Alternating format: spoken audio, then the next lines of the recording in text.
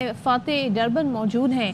पाकिस्तान ने 15 में से जो सिर्फ 2 टेस्ट जनूबी अफ्रीका में जीते हैं उसमें 1998 का डरबन का टेस्ट भी शामिल है। जीत में जिन्होंने अहम किरदार अदा किया था, 9 विकेटें हासिल की थी। मुश्ताक अहमद साहब लेजेंडरी प्लेयर हमारे साथ मौजूद हैं। अस्सलाम वालेकुम भाईजान, thank you so much for your time. Thank you so much for your time Mushtaq भाई।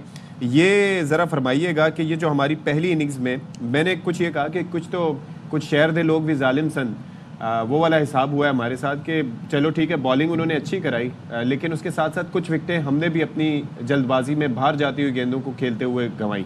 आपकी असेसमेंट क्या है फर्स्ट डे की, अगर बैटिंग की बात करें?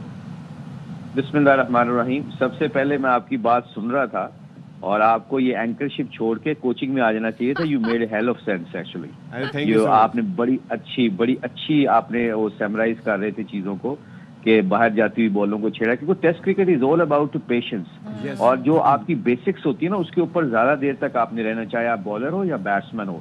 ऐसी पिच के ऊपर जहां पे पहला दिन हो, बॉल थोड़ा सा मूव कर रहा हो, तो you should know your off stump pace. आपको छोड़ के खेलना पड़ता है, बॉलर को आपको बीच में लेके आना पड़ता है, और जब बॉलर बीच में आता है तो फिर स्कोरिंग ऑप्शन खुलती है। तो ये टेस्ट क्रिकेट में हमने जो, क्योंकि 2020 फॉर्मेट और 50 ओवर का खेलते खेलते शिफ्ट नहीं करते गियर टेस्ट क्रिकेट में, इसलिए हमें प्रॉब्लम होती है। तो आई थिंक आपने एक बड़ी अच्छी बात की थी कि वो जितना वो मार्करम खेला है वो उसने देखे अब 47 पे खेल रहा है, मगर मैंने उसके एंड में इनिंग्स देखी थी, वो ऑफ स्टंप वाली बार को बिल्कुल छोड़ रहा था, और हालांकि 2-3 चौके मिल सकते थे उसको, मगर he was not taking chance. He new कि बॉल पुराना होगा, बॉलर थकेंगे, इजीली आएगा, उसके बाद मैं कैशिंग करूंगा। तो मुश्ताक साहब, हमारी जो टीम है माशाल्लाह बड़ी एक्सपीरियंस भी है और अच्छे खिलाड़ी हैं, फिर क्या वजह है कि ऐसी मिस्टेक्स हो जाती हैं और एक खिलाड़ी नहीं दूसरा तीसरा, फिर हमारी टीम जो है जो स्कोर हमारे सामने टेस्ट मैच का, इससे अच्छे तो हमने वनडे में स्कोर करनी है। तो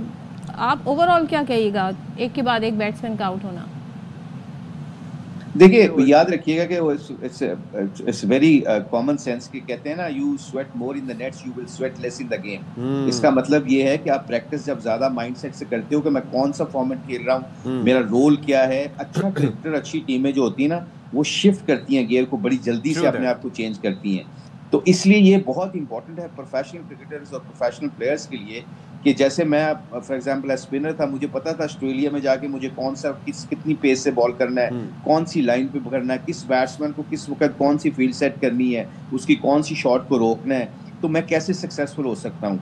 तो उसके लिए आपको जो 3-4 दिन टेस्ट मैच से पहले होते हैं ना, they are the most important days. The reason behind that कि उसमें आपने मेंटली और physically and also skill wise आपने तैयार करना होता है कंडीशन को सामने रखते हुए, फिर आपके पास बेहतरीन टाइम होता है परफॉर्म करने का। अच्छा, एक चीज़ ये भी है मुश्ताक भाई कि हम जिस तरह से आप कह रहे थे gears are very important sir. आप ये देखिए कि T20 में आपको फास्ट पेस खेलने, और मैं ये बात कर रहा था तौसीफ भाई से साइम अयूब के बारे में कि सच अ ब्रिलियंट प्लेयर कि वो T20 से वनडे में तो ट्रांजिशन कर लेता है। जिस तरीके से उसने पहली सेंचुरी की थी तो अपनी इनिंग्स बिल्ड की थी और उसने वेट भी किया था, लेकिन क्या टेस्ट क्रिकेट में उसको ट्रांसफॉर्म कर पाएगा? बिकॉज यहाँ पर तो सारा मामला ही सब्र का है, यानी कि यहाँ पर आपका स्ट्राइक रेट, अगर अपने स्ट्राइक रेट को 150 से आप ODI में लेके आते हैं 100-125 पे या 100 पे, और यहाँ पर आप 50 से भी नीचे लेके आते हैं, फिर भी it's all right because you have to save your wicket. तो ये किस तरीके से टेम्परामेंट इतनी जल्दी सीरीज होने पे बन सकता है? मतलब बैक टू बैक सीरीज हो रही है, ODI T20 और ये टेस्ट। देखिए, ये हम कई दफा ना इमोशनल बातें कर देते हैं, बहुत जल्दी से इमोशनल बातें कर देते हैं। वही साइम है ना जो पिछले दिनों परफॉर्म नहीं कर रहा था, तो हम कह रहे थे बहुत ज्यादा चांसेस मिल गए इसको, बहुत ज्यादा चांसेस। जी जी। और जब उसने स्कोर रन करना शुरू कर दिया तो एंड वी वर बिलीविंग के चीज। देखें, क्रिकेट में सबसे इंपॉर्टेंट चीज है, डेविड वार्नर आप उठा लें, क्रिस गेल को उठा के देख लें, आप डकट को उठा के देख लें, जो दुनिया के जो ओपनर्स हैं वो तेज खेलने वाले प्लेयर हैं। आप एक प्लेयर के ऊपर बैंक कर सकते हैं कि वो गेम को, अपनी गेम को चेंज ना करे, जो मॉडर्न क्रिकेट की बात करते हैं, मगर इसके लिए भी आपको सिलेक्शन ऑफ शॉट्स का बहुत इंपॉर्टेंट है कि कौन सी मैंने शॉट टेस्ट मैच में मारनी है। 2020 में आप रैप मार लो, स्कूप मार लो, जो मर्जी मार लो, मगर टेस्ट क्रिकेट में आपको फिर साइम को ये सीखना होगा, अगर उसने टेम्परामेंट और रन्स करने हैं टेस्ट क्रिकेट में, कि ये मैंने कट मारनी है इन कंडीशन के ऊपर, मैंने ड्राइव नहीं मारनी व्हाटसोएवर। मतलब फिर आपको सिलेक्शन मारनी है, इस पे मैंने ये शॉटें नहीं मारनी, फिर 50 ओवर में मैंने ये खेलना है, 2020 में मैंने ऐसे खेलना है। उसके मुताबिक बंदा प्रैक्टिस करता है, तो आपका जो कहते हैं ना अल्लाह ने इंसान को इतनी अक्ल दी हुई है कि जब वो अपना प्रोग्राम फीड कर लेता है ना, तो फिर उसके पूरा जिस्म, उसका पूरा निजाम जो ना उसके मुताबिक चलता है। आई थिंक जो मेंटल अप्रोच है ना, it's very important to change your gears, what I said actually that's very important. अच्छा, इनिशियली हमें बड़ा प्रॉमिसिंग लग रहा था शान मसूद के साथ जो ओपनिंग होगी साइम अयूब की, उसके बाद बाबर आजम के लिए वैसे आप क्या कहिएगा? उनका जो पैच चल रहा है परफॉर्मेंस ना देने का, वो कंटिन्यू है किसी भी फॉर्मेट में। मैं आप ओडीआई में तो फिर भी इट वाज बेटर कंपैरेटिवली, लेकिन वो चीज़ें जो हम बाबर से एक्सपेक्ट करते हैं वो अभी तक हमें नजर नहीं आ रही। तो इस पे आपकी क्या ओपिनियन है? देखिए, वो Babar is one of the best player we got at the moment. बहुत अच्छे प्लेयर, उनकी परफॉर्मेंस स्पीक्स देमसेल्फ।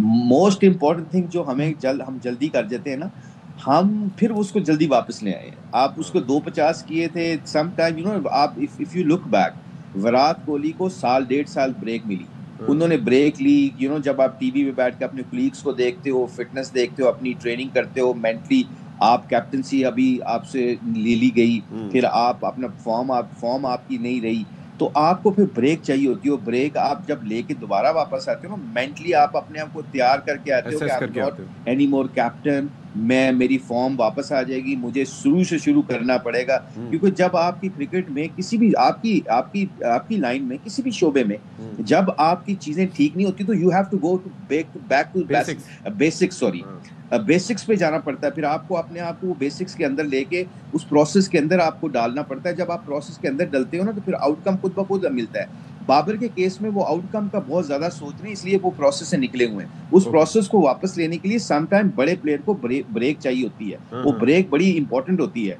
तो मेरा तो मुझे यही लगता है कि मैं जितना भी मेरा एक्सपीरियंस है कोचिंग का भी और खेलने का भी, जब आपको ब्रेक मिलती है और आपकी फॉर्म अच्छी नहीं होती, जब वापस आते हैं तो फिर बहुत अच्छे तरीके से वापस आते हैं। अच्छा मुश्ताक भाई, एक तो मैं कामरान गुलाम के थोड़ा सा टेम्परामेंट के ऊपर कि जिस तरीके से माशाल्लाह ही वाज प्लेइंग वेल, लेकिन उन्होंने जिस तरह से अपनी विकेट गंवा दी, जोश में वो सारे मिलकर तंग भी कर रहे थे, कीपर के साथ भी उनके थोड़ा सा अल्टरकेशन हो रही थी।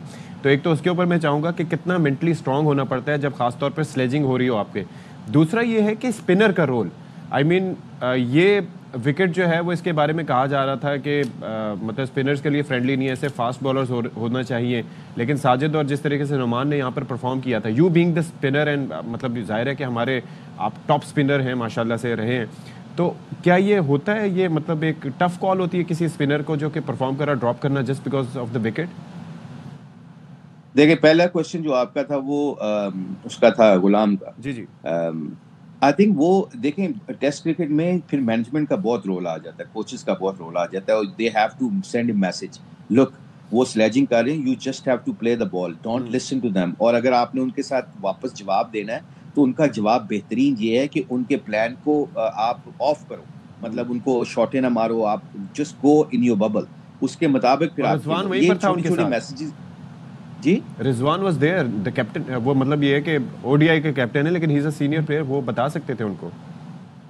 हाँ ना, वो इसीलिए तो मैं कह रहा हूँ communication is the key. Then आप देखें ना, हम कोचिंग करते हैं इंटरनेशनली में जाकर, कोई कोचिंग करते हैं, जब हम देख रहे होते हैं कि प्लेयर ना अपने वो प्रोसेस से निकल रहा है, तो फौरन मैसेज आता है, फौरन मैसेज भेजना चाहिए कि लुक, हम बाहर से ये देख रहे हैं कि तुम ऑफ स्टंप वाली गेंद को खेल रहे हो, तुम ज्यादा शॉटों में चल गए हो, तुम उनकी बातों में आ गए हो, just go back to the basics. अब वो जो मैसेजेस होते हैं ना, यही रोल होता है आपका मैनेजमेंट का, सीनियर प्लेयर का, कि आपको वहां पे काम डाउन करे और आपको वो उस पार्टनरशिप को लंबा लेके चले। क्योंकि जैसे पार्टनरशिप जो होती है ना, जैसे टेस्ट क्रिकेट में पार्टनरशिप बिल्डअप होती है, तो अगली टीम के ऊपर प्रेशर बिल्डअप होता है, वो खुद आपको रन देने शुरू कर देते हैं। तो आई थिंक वो अभी तो उसका दूसरा तीसरा टेस्ट मैच है, तो I think he will learn, but I think that is senior player जैसे रिजवान खेल रहे थे, या और कोई जिस तरह बाहर से मैसेज जाना चाहिए था, मेरा ख्याल है, मुझे लगता है। और दूसरा क्वेश्चन आपका स्पिनर्स का, देखें इतना घास भी हो और कोई फ्रेंडली पिच ना हो, टेस्ट क्रिकेट में you have to play a spinner, doesn't matter, क्योंकि उसमें आपके अगर 2 बॉलर की इंजरी हो जाती है, फास्ट बॉलर की इंजरी हो जाती है, तो spinner can control one and. हम देखें हमारे दौर में, और पूरे अभी भी देख लें, अभी भी किसी भी दौर में देख लें, कोई भी टीम जो होती है वो स्पिनर्स को जरूर खिलाती है। उसकी रीजन है, एक तो जब पार्टनरशिप बिल्टअप होती है, तो आपने एक एंड को स्पिनर्स को हवाले करना होता है, और उनको कहना होता है कि तुमने सिर्फ रन्स नहीं देने, तुम्हारा रोल अभी पहले 30-40-20-25 ओवर करवा सकता है फास्ट बॉलर की जगह। फास्ट बॉलर के लिए मुश्किल होता है स्पेल कराना। जी बिल्कुल सही, बिल्कुल